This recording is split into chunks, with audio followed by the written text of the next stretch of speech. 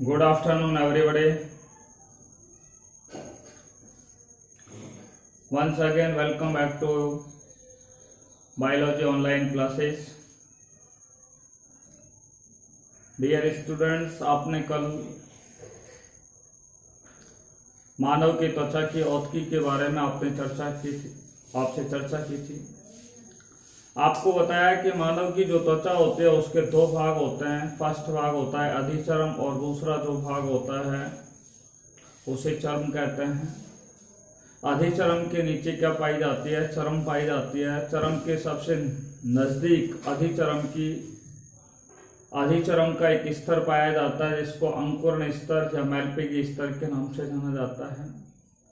आपको हमने बताया था कि चर्म जो होती है उसके दो स्तर होते हैं।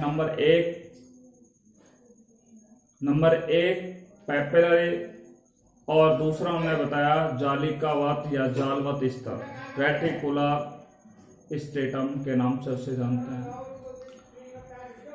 देखिए, आज जो हम आपसे चर्चा करने जा रहे हैं वो एक बहुत ही सिंपल टॉपिक है जिस पर आपसे आज बात करेंगे, और वो है मानव की त्वचा के कार्य, functions of human skin.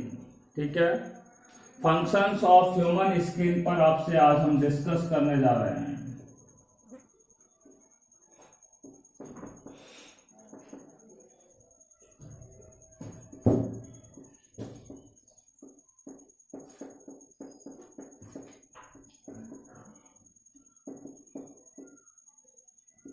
Functions of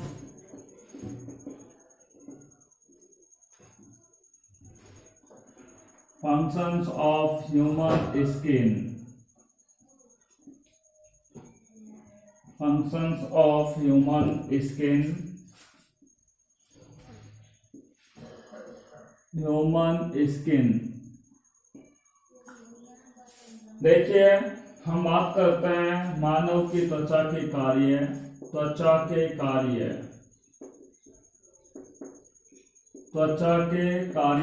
functions of human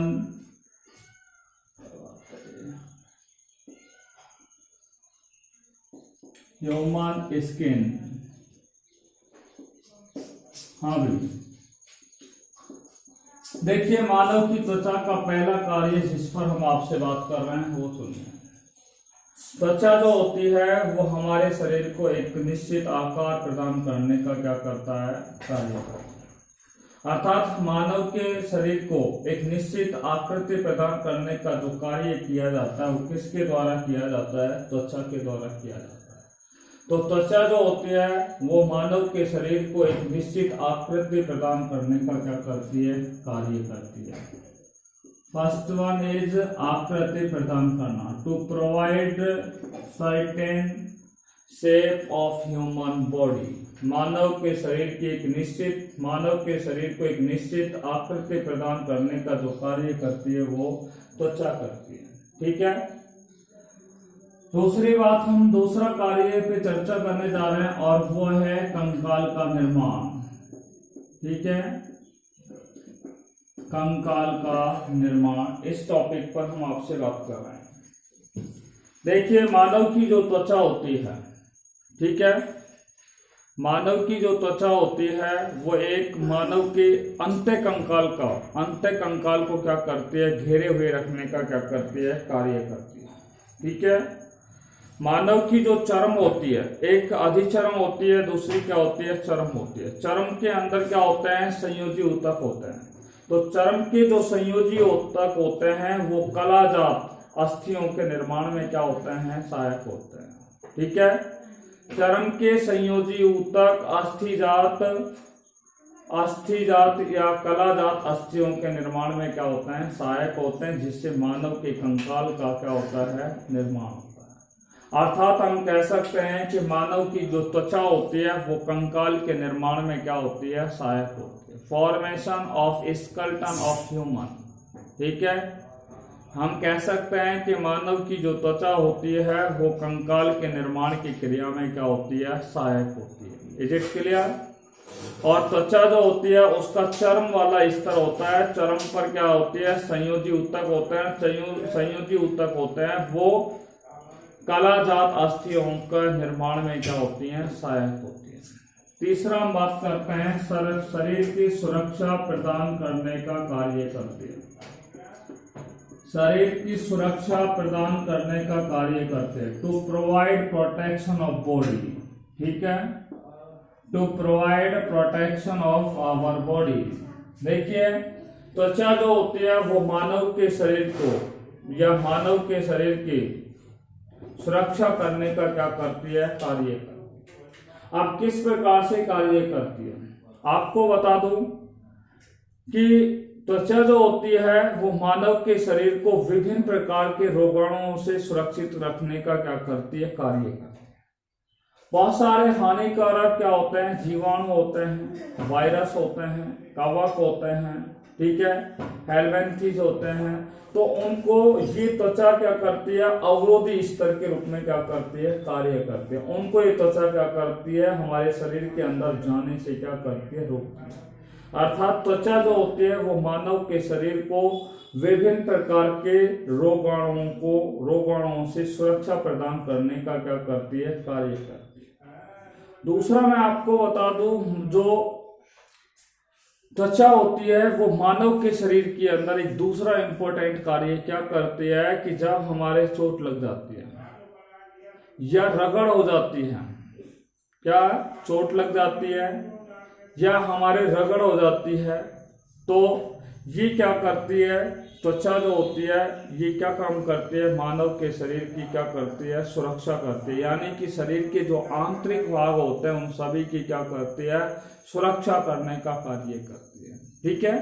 तो रगड़ और चोट होने पर भी त्वचा मानव के शरीर की क्या करती है, सुरक्षा करती है। सूर्य से आने वाली यानी कि सूर्य से आने वाला जो तीव्र प्रकाश होता है उस तीव्र प्रकाश में पराबैंगनी विकिरण होती है और उन पराबैंगनी विकिरणों से मानव के शरीर की सुरक्षा करने का जो कार्य किया जाता है वो त्वचा के द्वारा किया जाता है। अर्थात त्वचा जो होती है वो क्या करती है, उन पराबैंगनी विकिरणों को क्या कर देती है, रोक देती है, ठीक है। तो उन पराबैंगनी किरणों को मानव के शरीर के अंदर जाने से क्या करती है, रोकने का जो कार्य किया जाता है वो त्वचा के द्वारा किया जाता है। त्वचा जो होती है वो जल रोधी के रूप में क्या करती है, कार्य करती है। किसके रूप में कार्य करती है, जल रोधी के रूप में कार्य करती है। तो ये तीसरा कार्य हो गया शरीर की सुरक्षा, शरीर को सुरक्षा प्रदान करने का जो कार्य किया जाता है वो त्वचा के द्वारा किया जाता है। चौथा जो कार्य है उस पर हम बात कर रहे हैं, ताप नियंत्रण में क्या होता है, सहायक होता है। देखिए ताप नियंत्रण, कंट्रोल ऑफ ह्यूमन बॉडी, ठीक है। मानव के ताप का नियंत्रण जो किया जाता है वो त्वचा के द्वारा किया जाता है। पर मैं आपको एक निश्चित बात बता देता हूँ, ध्यान से सुनना, कि मानव के शरीर में मस्तिष्क होता है और मस्तिष्क का एक भाग होता है जिसे हाइपोथैलेमस के नाम से जाना जाता है।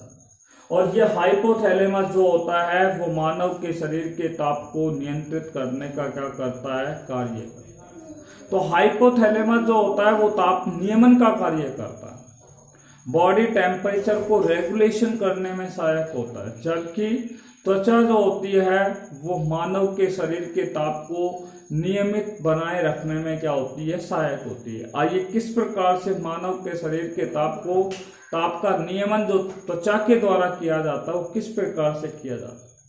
आप जानते हो कि मानव एक समतापी प्राणी है। हम कैसे प्राणी हैं, एक समतापी प्राणी है, ठीक है। हमारे शरीर का जो तापक्रम होता है वो 98.4 फ़ारेनहाइट या 37 डिग्री सेल्सियस होता है। 98.4 फ़ारेनहाइट या 37 डिग्री सेल्सियस होता है, ठीक है। कई बार क्या होता है कि वातावरण के अंदर बहुत ज्यादा गर्मी होती है या ठंड होती है, ठीक है। तो वातावरण में जब गर्मी और ठंड होने पर भी त्वचा जो होती है वो मानव के शरीर के तापक्रम को बनाए रखने में क्या होती है, सहायक होती है। क्यों होती है, क्योंकि मानव की जो त्वचा होती है उसके नीचे क्या पाई जाती है, वसीय स्तर पाया जाता है। और ये वसीय स्तर जो होता है वो ताप निरोधी रूप में क्या करता है, कार्य करता है। ताप निरोधी स्तर के रूप में क्या करता है, कार्य करता है।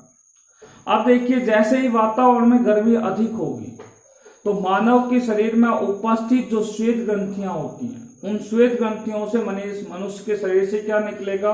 पसीना निकलेगा, पसीना आएगा। जब पसीना आएगा यानी कि तापक्रम अधिक होगा तो श्वेत ग्रंथियां सक्रिय होगी, सक्रिय होगी तो क्या होगा? शरीर का जो तापक्रम होगा वो क्या हो जाएगा? बढ़ जाएगा। ठीक है, परंतु आपको बता दो पसीना धीरे धीरे क्या होता है? बाह्य वातावरण में वाष्पित होता है और वाष्पित होने पर वह मनुष्य का शरीर शीतलता का अनुभव करता है।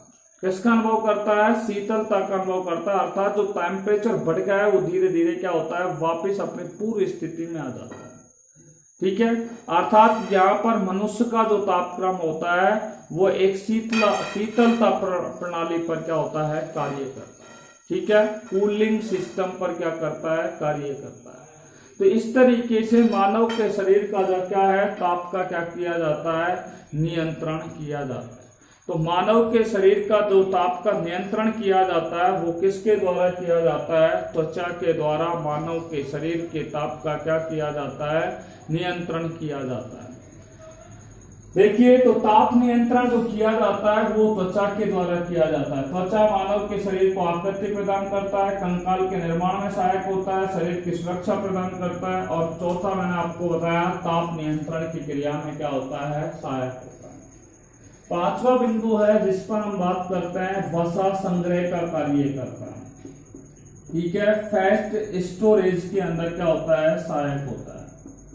फैट स्टोरेज, त्वचा जो होती है वो वसा संग्रह के रूप में क्या करता है? कार्य करता है। ठीक है, तो वसा का संग्रह किस प्रकार से होता है? देखिए त्वचा जो होती है वो वसीय ऊतकों, त्वचा जो होती है वो वसीय ऊतकों में वसा का क्या करती है? संचय करती है।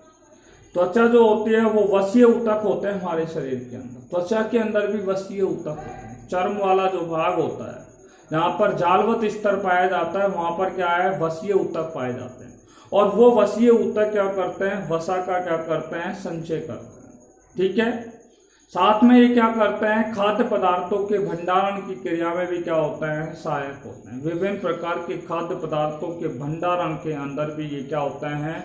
सहायक होते हैं। तो वसा संग्रह का जो कार्य किया जाता है वो मानव की त्वचा के द्वारा किया जाता है। देखिए छठा कार्य है जिस पर हम आपसे बात कर रहे हैं, ध्यान से सुनना। छठा कार्य है गमन। गमन जिसको लोकोमोशन या मूवमेंट के नाम से जाना जाता है। ठीक है, लोकोमोशन या मूवमेंट। देखिए मानव की जो त्वचा होती है वो बहुत ही कोमल होती है, लचीली होती है। मानव की त्वचा कोमल और लचीली होने के कारण ही मानव की त्वचा कैसी होती है? कोमल होती है या कैसी होती है? लचीली होती है। कोमल और लचीली होने के कारण ही मानव का शरीर, ठीक है, या त्वचा जो होती है ये गमन की क्रिया में क्या होती है? मानव के शरीर को गमन की क्रिया में क्या होता है? सहायक होती है। अर्थात हम कह सकते हैं कि मानव की त्वचा लचीली होने के कारण यह गमन की क्रिया में क्या होती है? सहायक होती है। कौन सहायक होती है? त्वचा जो होती है वो गमन की क्रिया के अंदर क्या होती है? सहायक होती है। नेक्स्ट है उपयोगी पदार्थों का श्रावण। उपयोगी पदार्थों का Shravan, secretion of beneficial substance. उपयोगी पदार्थों का Shravan, secretion of beneficial substance. ठीक है, देखिए उपयोगी पदार्थों का श्रावण किस तरीके से होता है? देखिए मानव की त्वचा जो होती है उस पर विभिन्न प्रकार की क्या पाई जाती है? ग्रंथियां पाई जाती है। मानव की त्वचा पर क्या पाई जाती है? विभिन्न प्रकार की ग्रंथियां पाई जाती हैं जो विभिन्न प्रकार के पदार्थों का क्या करती है? श्रावण करते हैं। जैसे ये कौन कौन से पदार्थों का, उपयोगी पदार्थों का श्रावण करती है? जैसे तेल होता है, दूध होता है, कर्णमोम होता है, विटामिन डी होता है। ये सभी पदार्थों का क्या किया जाता है? इनके द्वारा मानव की त्वचा के द्वारा किया जाता है। तो मानव की त्वचा जो होती है वो विभिन्न प्रकार के उपयोगी पदार्थों के श्रावण की क्रिया में क्या होती है? सहायक होती है। ठीक है, क्यों होती है? क्योंकि मानव की त्वचा पर क्या है? ग्रंथियां पाई जाती हैं और वो ग्रंथियां विभिन्न प्रकार के पदार्थों का क्या करती है? श्रावण करती है। कौन कौन से पदार्थों का श्रावण करती है? तेल है, दूध है, कर्ण मोम है, ठीक है, या फिर आपका विटामिन डी होता है। इन सभी पदार्थों का जो श्रावण किया जाता है वो किसके द्वारा किया जाता है? आपको मैंने बता दिया है, त्वचा के द्वारा किया जाता है। देखिए नेक्स्ट जो कार्य है उस पर हम बात करने जा रहे हैं और वो है अवशोषण। किस पे बात करने जा रहे हैं? अवशोषण पर बात कर रहे हैं, एब्जॉर्प्शन। देखिए मानव की जो त्वचा होती है वो विभिन्न प्रकार के पदार्थों का क्या करता है? अवशोषण करने का कार्य करता है। कई बार आपने देखा होगा कि हम लोग तेल की मालिश करते हैं। जब तेल की मालिश हमारे द्वारा की जाती है, तेल की मालिश हमारे द्वारा की जाती है, तो हमारी जो त्वचा होती है वो तेल को क्या कर लेती है? अवशोषित कर लेती है, ग्रहण कर लेती है, ठीक है। तो विभिन्न प्रकार के पदार्थों का जो अवशोषण किया जाता है वो किसके द्वारा किया जाता है? त्वचा के द्वारा किया जाता है। कई बार आप लोगों के सर में दर्द होता है या आपके चोट लग जाती है, तो आपके सर दर्द होता है तो विक्स वेपोर अब लेते हैं, आप अपने सर पे लगाते हैं, कुछ देर बाद आपने देखिए वो जो विक्स वेपोर अब होती है वो आपकी त्वचा के द्वारा एब्जॉर्ब कर ली जाती है, अवशोषित कर ली जाती है।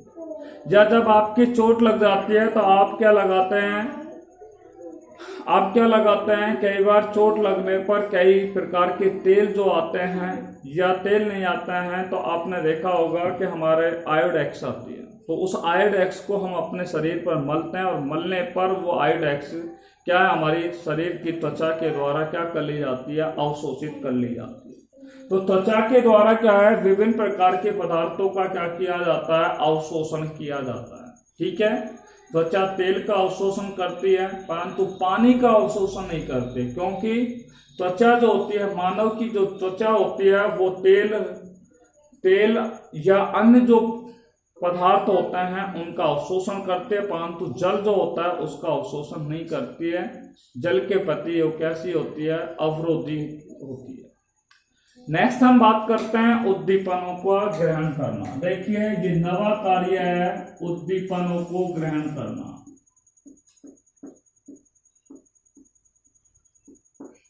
देखिए उद्दीपन किस तरीके से क्या है ग्रहण किए जाते हैं, इन पे बात कर रहे हैं। देखिए बाह्य वातावरण के अंदर विभिन्न प्रकार के उत्तेजन यानी कि उद्दीपन उत्पन्न होते हैं। जैसे वातावरण के अंदर जैसे गर्मी होती है, तो गर्मी जो महसूस होती है वो किसके द्वारा होती है? क्योंकि जब वातावरण में गर्मी अधिक होगी तो मानव की त्वचा में उपस्थित जो श्वेत ग्रंथियां होती है वो सक्रिय हो जाएगी, और सक्रिय होगी तो पसीना आएगा, और पसीना आएगा तो हम ये महसूस करते हैं कि गर्मी पड़ रही है। तो ऐसा हम अपने विचार क्या करते हैं? अभिव्यक्त करते हैं। इसका मतलब बाह्य वातावरण में क्या है? उद्दीपन उत्पन्न होते हैं। उद्दीपन जब उत्पन्न होते हैं, गर्मी पड़ती है या सर्दी पड़ती है, तो वो बाह्य वातावरण में हमारी जो त्वचा होती है उस त्वचा के अंदर जो चर्म होती है उस चर्म में क्या होते हैं? संवेदांग होते हैं। वो संवेदांग उन उद्दीपनों को ग्रहण कर लेते हैं। उद्दीपनों को ग्रहण करने के पश्चात मानव के द्वारा एक विशेष प्रकार की प्रतिक्रिया क्या की जाती है? प्रदर्शित की जाती है, और जिससे क्या है कि मानव जो है बाह्य वातावरण से उद्दीपनों को क्या कर लेता है? ग्रहण कर लेता है, ठीक है। जैसे आपको किसी ने पिन चुभोई, आपकी त्वचा पर किसी ने पिन चुभोई, तो पिन चुभोने पर क्या है कि आप अपने हाथ को पीछे हटा लेते हो, क्योंकि वहां पर क्या होती है? एक प्रतिवर्ती क्रिया होती है, ठीक है। तो ये प्रतिवर्ती क्रिया जो प्रदर्शित की जाती है, एक प्रकार से जो उद्दीपन आपको प्राप्त होते हैं बाह्य वातावरण से, तो किसके जरिए प्राप्त होते हैं? त्वचा के द्वारा। तो त्वचा जो होती है वो उद्दीपनों को क्या करती है? ग्रहण करने का क्या करती है? कार्य करती है, ठीक है। नेक्स्ट हम जो पॉइंट पे बात कर रहे हैं, अगला कार्य है हमारा दांतों का निर्माण, ठीक है। फॉर्मेशन ऑफ टीथ, ठीक है। दांतों के निर्माण की क्रिया में जो त्वचा होती है वो सहायक होती है। त्वचा जो होती है वो मानव के शरीर में दांतों के निर्माण की क्रिया में क्या होती है? सहायक होती है। किस प्रकार से होती है? आपको बता दें, मानव की त्वचा के अंदर कुछ ऐसे भाग होते हैं जो दांतों के निर्माण की क्रिया में सहायक होते हैं, और वो भाग है, मैं आपको बता दूं, मैंने आपको बताया त्वचा के दो भाग होते हैं, एक अधिचर्म वाला भाग होता है, दूसरा चर्म वाला भाग होता है। तो चर्म वाला जो भाग होता है वो आपके दांतों के कुछ भागों के निर्माण की क्रिया में क्या होता है? सहायक होता है, ठीक है। तो दांतों के कुछ भागों के निर्माण की क्रिया में कौन सहायक होता है? चर्म वाला भाग सहायक होता है। इसलिए हम कह सकते हैं कि जो त्वचा होती है वो मानव के शरीर के अंदर दांतों के निर्माण की क्रिया में क्या होती है? सहायक होती है। देखिए, दांतों के निर्माण के बाद हम अगले बिंदु पर हम बात करने जा रहे हैं और वो है लैंगिक आकर्षण, सेक्सुअल अट्रैक्शन। देखिए, लैंगिक आकर्षण क्या है? लैंगिक आकर्षण, सेक्सुअल अट्रैक्शन, ठीक है, सेक्सुअल अट्रैक्शन पर हम आपसे बात करते हैं।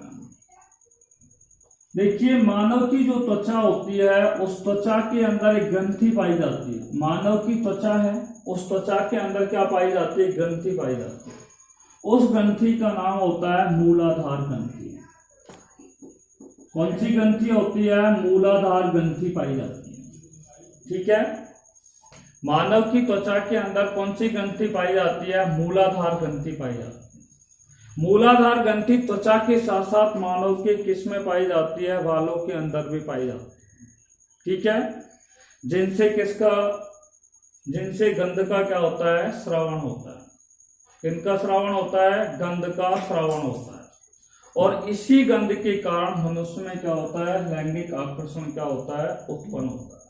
तो मानव में मूलाधार क्या पाई जाती है? ग्रंथियां पाई जाती हैं। साथ में क्या है? बाल होते हैं, बालों का रंग होता है, उनमें क्या होता है? एक विशेष प्रकार की क्या आती है? गंध आती है। और इसी गंध के कारण मानव की जो त्वचा होती है वो लैंगिक आकर्षण की क्रिया में क्या होती है? सहायक होती है। अगला कार्य है पुनरुद्ध भवन। पुनरुद्ध भवन, रीजनरेशन पे बात कर रहे हैं। रीजनरेशन, रीजनरेशन क्या है? पुनरुद्ध भवन क्या है? देखिए, पुनरुद्ध भवन पर आपसे बात करो। आपने देखा होगा प्लेन एरिया, आपने सुना है। स्टारफिश का एग्जाम्पल आपने अच्छी तरह सुना है। प्लेन एरिया का कोई खंड टूट जाता है तो टूटा हुआ खंड पुनः क्या है? दोबारा से निर्मित हो जाता है और नए जीव का क्या हो जाता है? निर्माण हो जाता है। स्टारफिश की यदि एक भुजा टूट जाए तो कुछ समय पश्चात उसकी भुजा का क्या हो जाता है? निर्माण हो जाता है। अर्थात किसी जीव के खोए हुए या नष्ट हुए अंगों का पुनर्निर्माण होने की क्रिया को, दोबारा से निर्माण होने की क्रिया को क्या कहा जाता है? पुनरुद्ध भवन। री का मतलब होता है अगेन, जनरेशन का अर्थ होता है फॉर्मेशन। फॉर्मेशन, री का अर्थ होता है फॉर्मेशन अगेन, अर्थात such type of organ which can reform again, that is known as regeneration. उसे क्या कहा जाता है? पुनरुद्ध भवन कहा जाता है। ऐसे मानव की जो त्वचा होती है वो निरंतर रूप से क्या होती है? पुनरुद्ध भवन की क्रिया में क्या होती है? सहायक होती है। किस प्रकार से होती है? जैसे आपको हम बता रहे हैं कि हमारे इस हाथ के अंदर क्या है? चोट लग गई है, या फिर इसके अंदर क्या है? बहुत ज्यादा घाव हो गया है। तो मानव की त्वचा में या मानव के किसी भी शरीर के अंग पर जब घाव हो जाता है तो घाव होने पर वहां पे क्या है? डर्मिस और एपिडर्मिस का दोबारा से क्या होता है? निर्माण होता है। और डर्मिस और एपिडर्मिस का निर्माण होने का मतलब उनका घाव भर जाता है और मानव पुनः उनकी त्वचा है वो पूर्ववत हो जाती है, पहले जैसी हो जाती है। इसलिए हम कह सकते हैं कि मानव की जो त्वचा होती है वो पुनरुद्ध भवन की क्रिया में क्या होती है? सहायक होती है, पुनरुद्ध भवन के रूप में कार्य करती है। और ये बिल्कुल पक्की बात है कि जब हम लोग दुर्घटनाग्रस्त हो जाते हैं तो हमारे कुछ अंग क्या होते हैं? नष्ट हो जाते हैं, कट जाते हैं। और कटने के बाद हमारे यहाँ पर दोबारा से एपिडर्मिस और डर्मिस का क्या हो जाता है? निर्माण हो जाता है। ये हो गया पुनरुद्ध भवन। नेक्स्ट टॉपिक है जिसपे हम बात कर रहे हैं और वो लास्ट है उत्सर्जन की क्रिया। मानव की जो त्वचा होती है वो उत्सर्जन की क्रिया में क्या होती है? सहायक होती है। उत्सर्जन का अर्थ आप जानते हो, शरीर में बनने वाले अपशिष्ट पदार्थों को शरीर से बाहर निकालने की क्रिया को क्या कहा जाता है? उत्सर्जन कहते हैं। The process in which removing the waste product from the body, that is known as excretion. ठीक है, removing the waste product from the body, which product we can remove from our body? It means urea, uric acid, ammonia, ठीक है। Carbon dioxide, such component we can remove our body, that is known as excretion. तो हमारे शरीर से हम जो अपशिष्ट पदार्थों को शरीर से क्या करते हैं, बाहर निकालते हैं। ऐसे ही मानव की जो त्वचा होती है उसके द्वारा भी क्या है, अपशिष्ट पदार्थों का उत्सर्जन किया जाता है। किस प्रकार से किया जाता है आपको बता रहे हैं। आपने देखा होगा कि हमारे शरीर में कई बार क्या है, पसीने आते हैं। पसीना कब आता है, जब गर्मी अधिक होती है। गर्मी जब अधिक होती है तो मानव के शरीर में उपस्थित श्वेत ग्रंथियां होती हैं, वो सक्रिय हो जाती हैं। श्वेत ग्रंथियां जब सक्रिय हो जाती हैं तो आपको हमने बताया मानव के शरीर से क्या निकलने लगता है, पसीना निकलता है।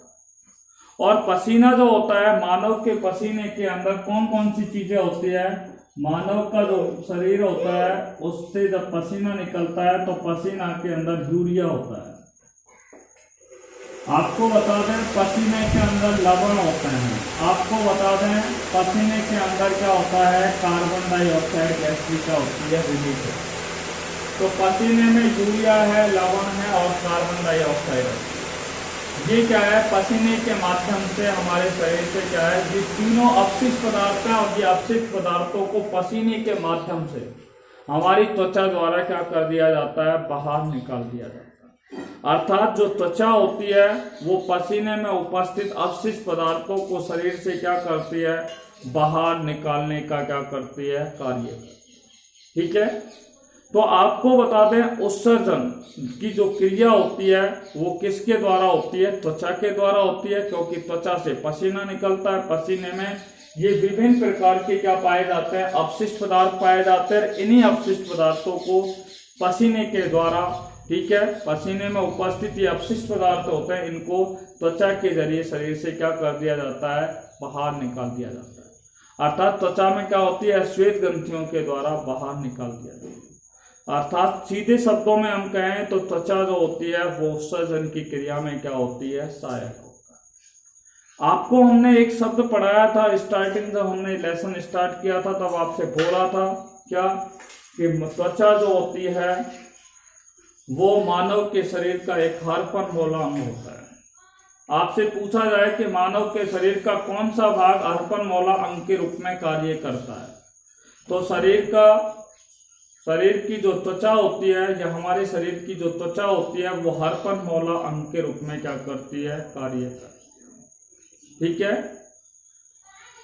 देखिए तो हरपन मौला अंग का कार्य क्या है कि जिसके द्वारा, यानी कि ऐसा अंग जिसके द्वारा विभिन्न प्रकार के कार्य संपूर्ण किए जाते हैं। और वो पूर्ण कार्य आपको इसलिए कहा जाता है इस त्वचा को हरपन मौला अंग, क्योंकि त्वचा के द्वारा मानव के शरीर को आकृति प्रदान की जाती है।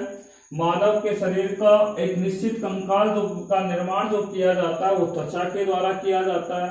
मैंने आपको बताया कि त्वचा के द्वारा कंकाल का निर्माण कैसे होता है। त्वचा जो होती है उसका अंतिम जो आंतरिक स्तर होता है जिसे चर्म कहते हैं, चर्म के नीचे क्या पाए जाते हैं, संयोजी ऊतक होते हैं, और संयोजी ऊतक जो होते हैं उनसे कलाजात अस्थियों का क्या होता है, निर्माण होता है। वो कलाजात अस्थियां जो होते हैं मानव के कंकाल के निर्माण में क्या होती है, सहायक होती है। मानव के शरीर को क्या करती है, विभिन्न प्रकार के चोटों से या विभिन्न प्रकार के रोगाणुओं से सुरक्षा प्रदान करने का कार्य करती है। मानव के शरीर का ताप नियंत्रण करने का जो कार्य किया जाता है वो त्वचा के द्वारा किया जाता है, क्योंकि मानव की जो त्वचा होती है वो शीतलक प्रणाली के रूप में क्या करती है, कार्य करती है। ठीक है, क्योंकि मानव की जो त्वचा होती है उस त्वचा में क्या पाया जाता है, वसीय स्तर पाया जाता है जो निरोधक के रूप में क्या करता है, कार्य करता है। वसा का संग्रह जो किया जाता है वो वसा ऊतकों के द्वारा किया जाता है। किसके द्वारा किया जाता है, वसा ऊतकों के द्वारा किया जाता है। नेक्स्ट है गमन। मानव की जो त्वचा होती है वो गमन की क्रिया में सहायक होती है। क्यों होती है, क्योंकि मानव की त्वचा बहुत ही लचीली होती है, कोमल होती है, इसलिए वो त्वचा कैसी होती है, गमन की क्रिया में सहायक होती है। उपयोगी पदार्थों का स्राव मैंने आपको बता दिया। उपयोगी पदार्थों का जो श्रावण किया जाता है वो किसके द्वारा किया जाता है, मानव की त्वचा पर विभिन्न प्रकार की ग्रंथियां पाई जाती हैं और उन ग्रंथियों के द्वारा विभिन्न प्रकार के पदार्थों का श्रावण किया जाता है। जैसे मैंने आपको बताया तेल है, दूध है, विटामिन है और कण मोम जैसे पदार्थ होते हैं, इनका क्या है, उत्सर्जन मानव के शरीर के द्वारा किया जाता है। अवशोषण मैंने आपको बताया कि विभिन्न प्रकार के जैसे तेल आदि हैं, इन सभी प्रकार के पदार्थों का अवशोषण जो किया जाता है वो किसके द्वारा किया जाता है? मानव की त्वचा के द्वारा किया जाता है। बाह्य वातावरण में उत्पन्न होने वाले उद्दीपनों को जो ग्रहण किया जाता है वो किसके द्वारा किया जाता है? मानव की त्वचा के द्वारा किया जाता है। और वो भी मैंने आपको बताया कि मानव की त्वचा के दो भाग होते हैं, अधिचर्म और चर्म। और चर्म वाला जो भाग होता है उसमें संवेदांग पाए जाते हैं, और वही संवेदांग बाह्य वातावरण से उद्दीपनों को क्या करते हैं? ग्रहण करते हैं। दांतों के निर्माण में सहायक होते हैं। मैंने आपको बताया कि मानव की जो त्वचा होती है उसमें चर्म होता है, और चर्म के कुछ भाग जो होते हैं वो दांतों के निर्माण की क्रिया में क्या है? सहायक होते हैं। लैंगिक आकर्षण की क्रिया में क्या होते हैं? सहायक होते हैं। सेक्सुअल अट्रैक्शन की क्रिया। कई बार आप लोग किसी व्यक्ति के पास में बैठते हैं और बैठने पर आपने देखा होगा कि उसके शरीर से पसीने की गंध निकलती है और उस गंध को देख करके आप वहां से क्या है? दूर हट जाते हैं। परंतु कई बार क्या है कि जब किसी मर्दा के संपर्क में आते हैं तो उसकी त्वचा में मूलाधार ग्रंथियां होती हैं, ठीक है, साथ में उनके बाल होते हैं, उनके रंग, बालों का रंग होता है। उनसे क्या है कि एक विशेष प्रकार का पदार्थ, एक विशेष प्रकार की गंध का क्या होता है? श्रावण होता है। और वही गंध नर मनुष्य को क्या करता है, या नर मानव को मादा की ओर आकर्षित करने के में क्या होता है? सहायक होता है। इसलिए त्वचा पर उपस्थित मूलाधार ग्रंथि और जो बाल होते हैं उनसे जो गंध निकलते हैं वो मनुष्य को लैंगिक आकर्षण के लिए क्या करते हैं? प्रेरित करने का कार्य करते हैं। नेक्स्ट बताया मैंने, पुंडुत भवन की क्रिया में क्या होता है? सहायक होता है। मैंने आपको बताया मनुष्य के शरीर पर जब घाव हो जाते हैं तो उन्हीं घावों को जो भरा जाता है वो एपिडर्मिस और डर्मिस के निर्माण होने पर ही वो घाव क्या होते हैं? भरते हैं। अर्थात पुनः क्या हो जाता है? हमारी त्वचा जहाँ पे घाव हो गया था वह पुनः घाव क्या हो जाते हैं? समाप्त हो जाते हैं। वो क्रिया कौन सी कहलाती है? पुंडुत भवन। और पुंडुत भवन की क्रिया किसके जरिए होती है? त्वचा के जरिए होती है। नेक्स्ट है उत्सर्जन की क्रिया। मैंने आपको बताया मानव के शरीर से पसीना निकलता है, पसीने में यूरिया है, लवण है, कार्बन डाइऑक्साइड होते हैं। ये त्वचा पसीने में उपस्थित अवशिष्ट पदार्थों को शरीर से क्या कर देती है? बाहर निकालने में क्या होती है? सहायक। तो ये क्या हो गया? मानव की त्वचा के क्या है? कार्य। इसी के साथ आपको हम बता दें कि मानव की त्वचा के कार्य क्या हो गए? कंप्लीट हो गए। ठीक है। यदि आपको मानव की त्वचा के कार्य में किसी प्रकार की समस्या हो तो आप क्या है? हमसे संपर्क कर सकते हैं, और आप बेफिक्र होकर के बिना हेजिटेशन किए हुए आप हमसे सवाल पूछ सकते हैं। ठीक है। Till then take care by corona and be safe at your home. Thank you very much.